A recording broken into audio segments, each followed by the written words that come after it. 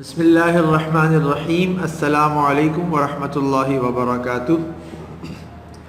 Welcome back to online classes of Iqra Huffaz Boys Secondary Schools, a project of Iqra Education System. This is the video session of my English book 7 for class 7.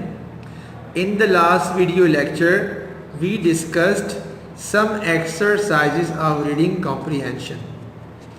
In today's class, we are going to start discussing exercise 10 of reading comprehension and one exercise of language practice. Dear students, पिछली video में हमने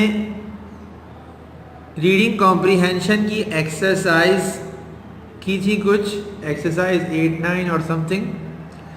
आज की video में हम reading comprehension की exercise 10 जो कि क्वेश्चन आंसर्स हैं उनको डिस्कस करेंगे और आपको उसके आंसर्स बताए जाएंगे और उसके बाद फिर इंशाअल्लाह ताला हम कोशिश करेंगे कि एक्सरसाइज नंबर 1 भी हम डिस्कस कर लें लैंग्वेज प्रैक्टिस की। ठीक है स्टूडेंट्स, तो चलिए चलते हैं।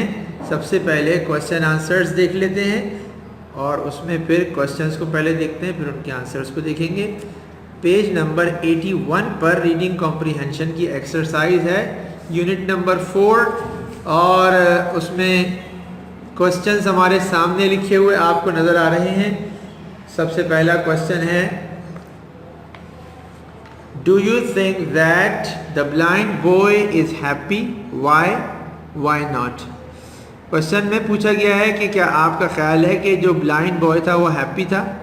अगर वो हैप्पी था तो क्यों खुश था, वो क्यों हैप्पी था? और अगर आप समझते हैं कि वो हैप्पी नहीं था तो क्यों नहीं था, ये आपको रीज़न देना है। अब ज़रा हम पोएम को सोचें तो उसमें हमें लास्ट वर्स हमें कुछ याद आ रही है और उसमें वो कह रहा है, let not what I cannot have, my cheer of mind destroy, विसल thus I Singh, I am a king, although a poor boy, a poor blind boy। तो इसको देख के पढ़ के और पूरी पोएम अगर हम सोचें तो उससे पता चलता है कि ब्लाइंड बॉय कैसा था। ही इज़ हैप्पी, वो खुश है। और उसके खुश होने की वजह क्या है कि उसको ये बात पता ही नहीं है कि उसने क्या लूज़ किया है और जिन हालात में वो अपनी आँखों के बग़ैर ज़िंदगी गुजार रहा है तो वो उस सिचुएशन का हैबिचुअल हो गया है, उसको उस सिचुएशन को एक्सेप्ट करना पड़ा और उसकी वजह से वो अब खुश है। ठीक है, इसका आंसर मैं भी आपको दिखाता हूँ, बोर्ड पर लिखा हुआ। क्वेश्चन नंबर 2 है, why is it difficult for the blind boy to understand how the sun makes day and night. कि उन्होंने पूछा है कि ब्लाइंड बॉय के लिए क्यों मुश्किल था ये समझना कि सन यानी सूरज किस तरह से दिन करता है और किस तरह से रात करता है, यानी किस तरह जब सूरज निकलता है अल्लाह ताला के हुक्म से तो दिन हो जाता है और किस तरह जब सूरज अल्लाह ताला के हुक्म से गुरूब हो जाता है तो रात होती है। ये उसके लिए डिफ़िकल्ट क्यों था इसको समझना और इस बारे में। तो हमें याद आता है कि ब्लाइंड बॉय ने कहा था कि मैं देख नहीं सकता कि किस तरह से सन राइज होता है और किस तरह वो फिर सेट हो जाता है, सन गुरूब हो जाता है। ये उसको देखने में नहीं आया कभी क्योंकि उसने देखा ही नहीं, वो बेचारा पैदाइशी तौर पर ब्लाइंड है। But he can feel the warmth of sun, वो सूरज की हिद्दत को, गर्मी को महसूस कर सकता है, लेकिन ये उसके लिए समझना मुश्किल है कि दिन से रात और रात से दिन कैसे होता है, because he can not see anything, क्योंकि वो बेचारा तो कुछ देख ही नहीं सकता। इसका आंसर भी आपको दिखाया जाएगा। क्वेश्चन नंबर 3 है, do you think he sleeps when the sun sets and wakes up when the sun rises, why. कि आपसे ही पूछा जा रहा है, क्या आप ये समझते हैं कि जब सूरज गुरूब होता होगा वो जब ही सोता होगा और जब सूरज तुलू होता होगा, जब ही वो जागता होगा। क्या आप ये समझते हैं? तो हम ये नहीं समझते, क्योंकि उसने कहा था कि मुझे नहीं पता कि कब सूरज निकलता है और सब कब सूरज गुरूब होता है, बल्कि उसने कहा कि जब मैं जागता हूँ और खेलता हूँ तो वो मेरे लिए दिन होता है, और जब मैं सोता हूँ तो वो मेरे लिए रात होती है। इट मीन्स के he the boy himself make his day and his night. वो खुद अपना दिन और अपनी रात बनाता है। उसको ये बात समझ में ही नहीं आती कि रात कब होती है और दिन किस तरह निकलता है। ठीक है स्टूडेंट्स, तो चलिए क्वेश्चन नंबर 1, 2 और 3 के आंसर्स अभी हम बोर्ड पर देखते हैं। जी स्टूडेंट्स, क्वेश्चन नंबर 1 जो हमने अभी डिस्कस किया, क्वेश्चन 1, 2 एंड 3, उसमें से क्वेश्चन नंबर 1 जो हमने डिस्कस किया था कि do you think that the blind boy is happy, why not. तो उसका आंसर देखिए लिखा हुआ है, the blind boy is happy because he does not know what he is losing. उसको ये पता ही नहीं था कि उसका क्या नुकसान हुआ है, क्या उससे रह गया, क्या नेमत उसको नहीं मिल सकी। उसको ये पता ही नहीं था, क्योंकि उसने कभी देखा ही नहीं थी चीज़ों को, तो उसको कैसे पता चलता है कि देखने की नेमत क्या होती है।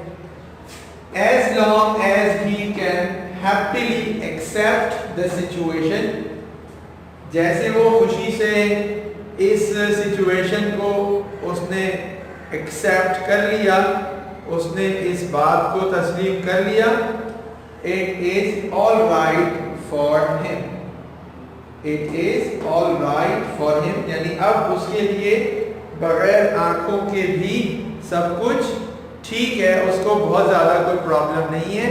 सो हम ये कह सकते हैं, जैसे कि उस बच्चे की पोएम में उसने कहा भी लास्ट में कि वो हैप्पी है, और उसको उसकी डिसेबिलिटी के बारे में अगर बताया जाता है तो उसके दिमाग की खुशी तबाह होती है, इसलिए उसको ना बताया जाए।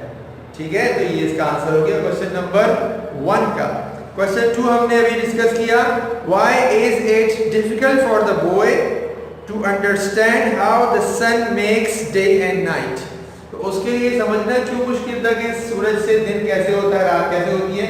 तो उसका आंसर है, it is difficult for him because he is the blind boy, क्योंकि वो नाबीना लड़का था, तो उसके लिए समझना मुमकिन ही नहीं था। अगर वो देखता बेचारा तो उसको पता चलता है कि जैसे हम अल्हम्दुलिल्लाह, अल्लाह पाक का बड़ा बड़ा शुक्र है, बहुत ज़्यादा, जितना शुक्र अदा किया जाए कम है कि अल्लाह ताला ने हमें आंखों की नेमत दी है, हम देख सकते हैं। तो हमें समझ में आता है कि जब सूरज तुलू होता है, सूरज निकलता है, तो उसकी वजह से रोशनी किस तरह फैलती है और कैसे सारा अंधेरा खत्म होता है और रोशनी निकल आती है और रात दिन में तब्दील हो जाती है। और फिर इसी तरह जब शाम होती है और फिर सूरज गुरूब होने लगता है, तो किस तरीके से रोशनी आहिस्ता आहिस्ता खत्म होती जाती है और अंधेरा फैलना शुरू हो जाता है, रात होती है। ये तो हम देखकर समझ सकते हैं, because he is the blind boy, वो तो नाबीना था, so he can only feel sun's warmth, वो सिर्फ सूरज की हिद्दत को महसूस कर सकता है, उसकी गर्माइश को महसूस कर सकता है, and can not see him, लेकिन उसको वो देख नहीं सकता। Question number 3. Do you think he sleeps when the sun sets and wakes up when the sun rises? क्या आपका ये ख्याल है कि सूरज जब निकलता होगा वो जब ही जागता होगा और जब गुरूब होता होगा जब ही सोता होगा, या फिर इसका ऑपोजिट होता होगा कि जब सूरज निकलता होगा तो वो सो जाता होगा और जब सूरज गुरूब होता होगा तो वो जाग जाता होगा? नहीं, ऐसा बिल्कुल नहीं है। आंसर दिया हमने, no, the boy himself decides when to sleep and when to wake up. बच्चा खुद डिसाइड करता है, वो लड़का जो बेचारा ब्लाइंड है वो खुद डिसाइड करता है कि उसको कब सोना है कब जागना है। दैट मीन्स जब वो जाग जाए और वो खेले तो उसके लिए दिन है, जब वो सो जाए तो उसके लिए रात है। चाहे वो कभी सूरज निकलने के टाइम पर सो जाए, कभी वो सूरज गुरूब होने के ही टाइम पर सो जाए, ये उसके लिए कोई अहमियत नहीं रखता, क्योंकि उस बेचारे को पता ही नहीं है। इसी तरह जब सूरज गुरूब हो जाए तब ही वो सोए, या सूरज गुरूब हो जाए तब वो जाग जाए, ये भी उसके लिए कोई मायने नहीं रखता, उस बेचारे को तो पता ही नहीं है। मैंने लिखा as he can not see anything, जैसे कि वो बेचारा तो कुछ देख ही नहीं सकता। जब वो कुछ देख ही नहीं सकता तो फिर उसके लिए ये टाइम बाउंडिंग नहीं है इस बात की कि जब सूरज निकले, जब सुबह का टाइम हो तो तब उसको जागना चाहिए, और जब रात का टाइम हो तो उसको सोना चाहिए। ये उसके लिए बहुत ज़्यादा इम्पोर्टेंट नहीं है, because he can not see anything, क्योंकि वो कुछ देख ही नहीं सकता। चलिए स्टूडेंट्स चलते हैं, क्वेश्चन नंबर 4 और 5 देखते हैं और फिर उसके आंसर्स देखते हैं। डियर स्टूडेंट्स, क्वेश्चन नंबर 4 और 5 के आंसर्स देखने से पहले मैं चाहता हूं कि आप बुक में एक बार क्वेश्चन नंबर 4 और 5 को देख लें, ताकि आपका माइंड मेकअप हो जाए। हो सकता है कि आपको कुछ ना कुछ उसका आंसर इंशाअल्लाह ताला आपके माइंड में आ ही जाएगा, उससे बहुत हेल्प मिलेगी। क्वेश्चन है, how should we treat people who have any disability. ऐसे लोग जिनके अंदर कोई भी कमी है, कुदरती तौर पे कोई भी डिसेबिलिटी उनके अंदर मौजूद है, तो ऐसे लोगों के साथ किस तरह से पेश आना चाहिए। ठीक है, तो हम इंशाअल्लाह आंसर देखेंगे कि उन लोगों के साथ इज़्ज़त से और उनका ख्याल रखते हुए और अच्छे अंदाज से उनके साथ पेश आना चाहिए, और इसके साथ साथ उनके साथ इस तरीके से पेश आना चाहिए, उनको इस तरह से रखना चाहिए, इस तरह से उनकी कोई भी मदद करनी चाहिए कि उनको ये फील ही ना हो कि उनके अंदर कोई डिसेबिलिटी है। ये बहुत अच्छा तरीका है। ठीक है, इसके बाद क्वेश्चन लास्ट है, how should we help blind people. हमें ब्लाइंड पीपल की मदद किस तरह करनी चाहिए। डेफिनेटली ब्लाइंड पीपल का सबसे बड़ा इशू क्या होता है कि उनको चूँकि चीज़ें नज़र नहीं आ रही होती, तो वो उसमें मदद के ज़रूरतमंद होते हैं। कभी उनको कोई चीज़ उठा के देनी है तो हम उनको उनकी चीज़ पास कर दें, कभी they have to cross the road तो उनको रोड क्रॉस करा दें, कभी उनको डायरेक्शन का इशू है चलने में, वो सही सिम्त में नहीं जा रहे हैं तो उनको बता दिया जाए कि भाई ये सिम्त सही है, ताकि वो बेचारे किसी भी टाइम वेस्ट होने से या अल्लाह ना करे किसी भी हादसे से बच सकें। और बेटे ये ऐसा करना ये बहुत बड़ा सवाब है, अल्लाह ताला इससे बहुत ही ज़्यादा खुश होते हैं कि हम किसी ज़रूरतमंद की मदद कर दें। ठीक है स्टूडेंट्स, तो चलिए अब चलते हैं क्वेश्चंस के आंसर्स को बोर्ड पर भी देख लेते हैं। डियर स्टूडेंट्स, क्वेश्चन नंबर 4 और 5 बुक में देखने के बाद अब बोर्ड पर आपके सामने इन दोनों क्वेश्चंस के आंसर्स हैं। Question number 4, how should we treat people who have any disability. हमें किस तरह से लोगों को ट्रीट करना चाहिए, उनके साथ किस तरह से पेश आना चाहिए जिनके अंदर कोई भी डिसेबिलिटी हो, कोई भी उनमें कुदरती तौर पे विचारों में कमी हो। तो मैंने लिखा है answer, we should treat them wisely and with care and respect.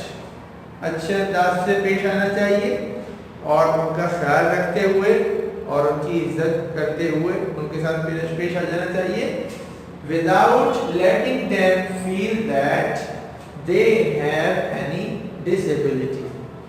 यानी इस तरह हमें पेश आना चाहिए कि उनको ये एहसास ही ना हो कि उनमें कोई कमी है, उन विचारों में कोई डिसेबिलिटी है, उनको इस बात का एहसास भी ना होने दें और हम उनके साथ पेश आए, मामलात करें।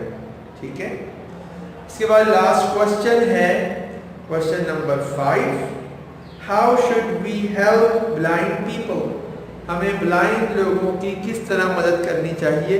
तो आंसर लिखा गया है, we should help them to do things whenever they need to do anything.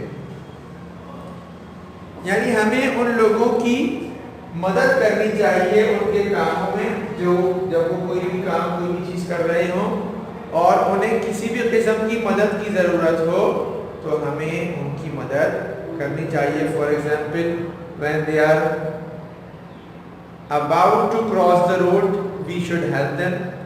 जब वो रोड क्रॉस करने ही वाले हैं, रोड क्रॉस करने की कोशिश कर रहे हैं, हमें उनकी मदद करनी चाहिए. इसी तरह whenever they try to take something we have to give them, provide them that thing. जब वो कोई चीज़ हासिल करना चाहते हैं कुछ, फॉर एग्जाम्पल हम घर में हैं या किसी जगह पर ऐसी जगह पर हैं जहाँ पर हमारे सामने कोई बेचारा ऐसा नाबीना आ गया तो वो कोई चीज़ उठाना चाह रहा है, कुछ लेना चाहता है तो उसकी मदद कर दें. हम किसी मस्जिद वगैरह में जाते हैं, वहाँ में इत्तफाक से कोई ऐसे नाबीना नज़र आ जाते हैं जिनको ज़रूरत होती है मदद की, तो उनकी हम मदद करने ये तरीका है. ठीक है स्टूडेंट्स, तो ये हमने क्वेश्चंस और उनके आंसर्स वन बाय वन देख लिए. And the dear students, now we are going to start exercise 1 of language practice. Language practice की एक्सरसाइज हम स्टार्ट कर रहे हैं और उसमें पहली एक्सरसाइज हम स्टार्ट करने वाले हैं. और इसका जो टॉपिक है, जो इसकी मेन हेडिंग है वो क्या है? Forming adjectives from nouns. Adjectives को नाउन से कैसे बनाना है. लिखा है we can form adjectives by adding some words to a noun. हम एडजेक्टिव्स में कुछ वर्ड्स ऐड करके उसको नाउन में कुछ वर्ड्स ऐड करके उनको एडजेक्टिव्स बना सकते हैं. The following table has common and abstract nouns that can be changed into adjectives by adding different words at the end. नीचे जो टेबल बनाया हुआ है पूरा, इसमें बहुत सारे वर्ड्स हैं जो कॉमन नाउन भी हैं और उनके साथ साथ एब्स्ट्रैक्ट नाउन भी हैं. इन सारे नाउन्स को हम किस तरह से चेंज कर सकते हैं एडजेक्टिव्स में, ये आपको प्रैक्टिस कराई जाएगी. Change the following nouns into adjectives with the help of examples given in each box.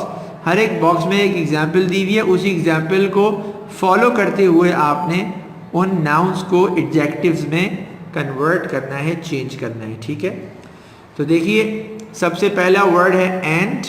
इसको एडजेक्टिव्स में कन्वर्ट करने के लिए इसके साथ LESS लगा दिया, एंड, एंडलेस. ठीक है. इसी तरह वर्ड जॉब, इसके अंदर अगर हम एडजेक्टिव ऐड कर दें तो LESS ऐड कर दें अगर हम जॉब के वर्ड के अंदर तो क्या बन जाएगा? जॉबलेस. JOBLESS, jobless. इसके बाद नंबर 3 एम, AIM. अगर इसके अंदर हम लेस वर्ड LESS इसके साथ हम ज्वाइन कर दें तो ये खुद ब खुद चेंज हो जाएगा, एमलेस बन जाएगा. ठीक है, एमलेस. इसके बाद इस कॉलम का जिसमें हम LESS ऐड करेंगे, लास्ट वर्ड हमारे सामने आ गया और वो है ट्री. क्या वर्ड है? ट्री.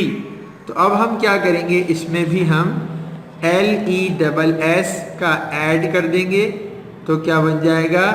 ट्रीलेस. ठीक है, क्या वर्ड बन जाएगा? ट्रीलेस. TREELESS. ठीक है, मैं यहाँ पर इन वर्ड्स को नोट डाउन कर देता हूँ और मुझे कंप्लेन भी आई थी कि थोड़ा सा डार्क लिखा जाए, तो मैं कोशिश करता हूँ कि इस वीडियो में तो मैं अरेंज नहीं कर सका वो डार्क पेंसिल. मैं कोशिश करता हूँ, मैंने थोड़ा सा जूम कर दिया है. इंशाअल्लाह ताला अब आपको मोर क्लियर व्यू नज़र आएगा इंशाअल्लाह ताला. देखिए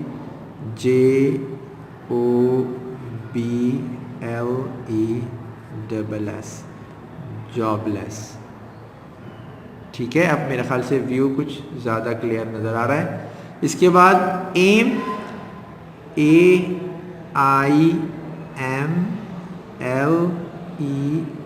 AIMLESS, एमलेस. और लास्ट वर्ड है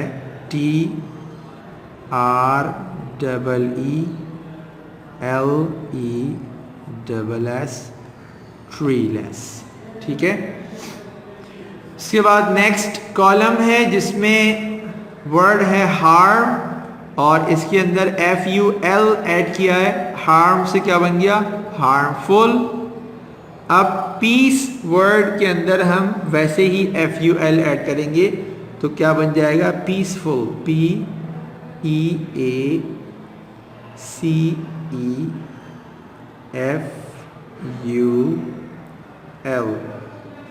पीसफुल। ठीक है। इसके बाद नेक्स्ट वर्ड होप, इसके अंदर भी हम फुल ऐड कर देंगे तो क्या बन जाएगा? HOPEFUL,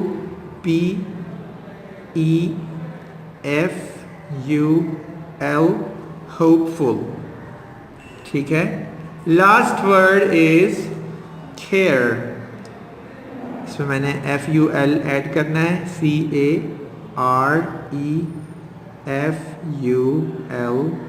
careful. ठीक है स्टूडेंट्स, तो अब ये वर्ड्स भी बन गए। इसके बाद नेक्स्ट कॉलम में हमने हर एक वर्ड के सामने जस्ट वाई ऐड करना है। हमने हर एक वर्ड के लास्ट में सिर्फ वाई ऐड करना है। ठीक है। तो देखिए वर्ड है विंड और इसके साथ वाई ऐड किया तो विंडी। इसी तरह एयर के साथ हमने अगर वाई ऐड कर दिया तो क्या बन गया? Airy. AIRY,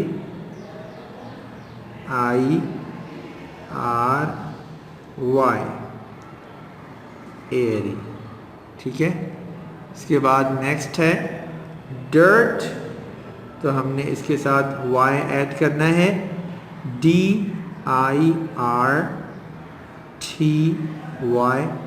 dirty।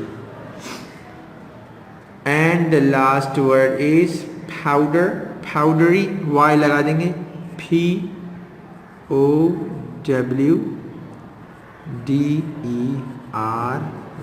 Powdery.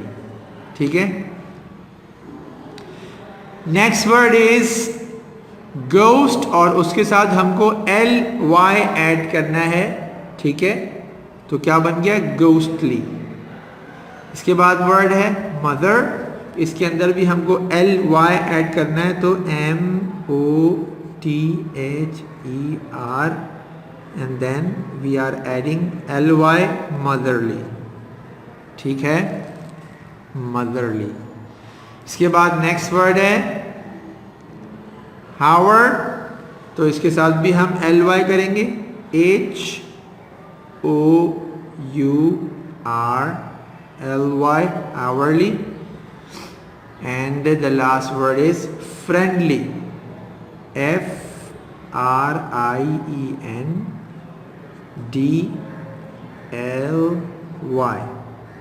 friendly। ठीक है स्टूडेंट्स, तो ये भी इस तरह से क्लियर हो गया। लास्ट कॉलम है जिसमें ISH हमको ऐड करना है। फॉर एग्जाम्पल चाइल्ड, उसके साथ ISH ऐड किया तो चाइल्डिश। ठीक है।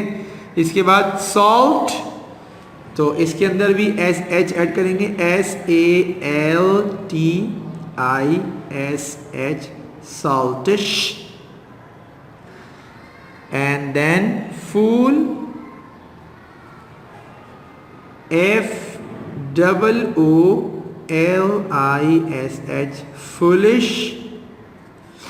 and the last word is book, BOOKISH,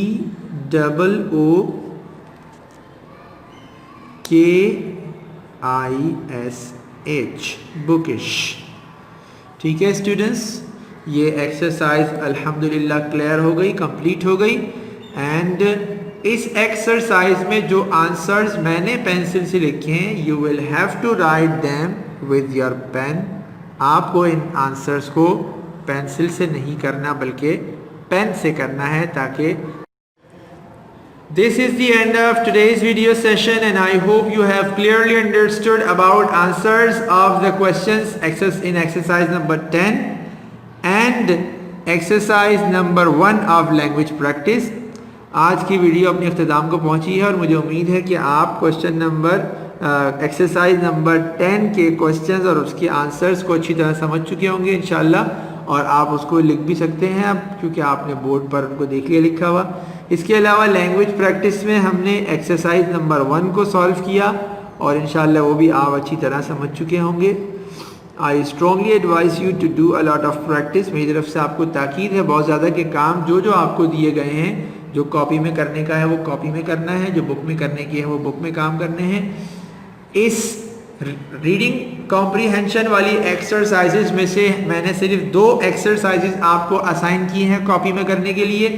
एक एक्सरसाइज 5 मैंने असाइन की थी जिसमें आपको शॉर्ट फॉर्म्स और फुल फॉर्म्स ऑफ वर्ड्स लिखने थे, और उसके अलावा आज की वीडियो में मैंने एक्सरसाइज 10 आपको असाइन की है, क्वेश्चन आंसर्स को कॉपी में सॉल्व करना है। तो ये 2 काम आप कॉपी में ज़रूर करेंगे, बहुत आसान है, मैं आपको एक बार बता भी चुका हूँ, फिर से आपको बता रहा हूँ कि सबसे पहले आपको टाइटल पेज बनाना होगा सेकंड टर्म एग्जाम का, और उससे सेकंड टर्म का एग्जाम तो नहीं, सेकंड टर्म का, और उसके बाद दूसरा पेज आप टाइटल बनाएंगे यूनिट नंबर 4 का, और देन उसके बाद आप डायरेक्टली एक्सरसाइज नंबर 5 के लिए 2 कॉलम बनाएंगे। एक्सरसाइज में जो लिखना था स्टार्टिंग में वो लिखेंगे, फिर एक कॉलम में शॉर्ट फॉर्म्स ऑफ वर्ड्स और दूसरे कॉलम में फुल फॉर्म्स लिखेंगे।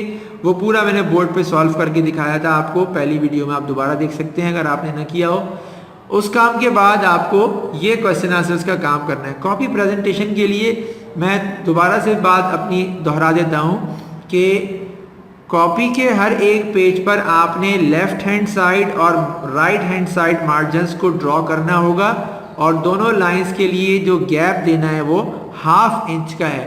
राइट हैंड साइड की मार्जिन भी 1/2 इंच के डिस्टेंस से होगी, और लेफ्ट हैंड साइड दोनों मार्जिन लाइंस जो है वो 1/2 इंच के गैप से होंगी।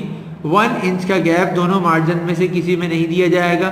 डेट्स लिखनी है जिस दिन के जो काम कर रहे हैं, पेजेस नंबर होने चाहिए, एक्सरसाइज नंबर होना चाहिए, और उससे पहले आप चूँकि रीडिंग कॉम्प्रीहेंशन की ये 2 एक्सरसाइजेज हैं, तो एक्सरसाइज 5 का नंबर लिखने से पहले बेहतर है कि आप वहाँ पर रीडिंग कॉम्प्रीहेंशन भी लिख दें।